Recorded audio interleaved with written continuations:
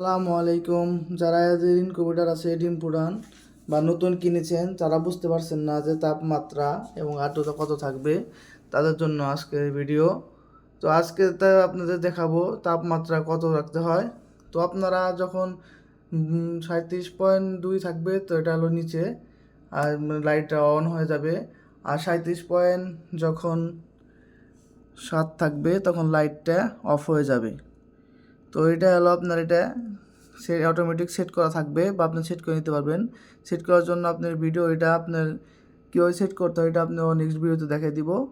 আর আর্দ্রতা যেটা বিষয়টা থাকে, এই যে আর্দ্রতা দেখতে পাচ্ছেন, এই আর্দ্রতা আপনার থাকতে হবে যখন আপনার ডিমটা বসা দিবেন, তখন মানে 1 দিন থেকে 17 দিন পর্যন্ত 50-55 রাখলেই চলবে। কিন্তু তারপরে 3 দিন হ্যাচিং যখন হবে, তখন 3 দিন রাখতে হবে, আস্তে আস্তে ধাপে ধাপে বাড়াইতে হবে। 18 দিনে 65, 19 দিনে আপনার 70, তা 20 দিনে 21 দিনে 75%, 75 আর্দ্রতা রাখলেই হবে। এটা আসলে সঠিক নিয়ম। এভাবে আপনারা সেট করে নিতে পারেন।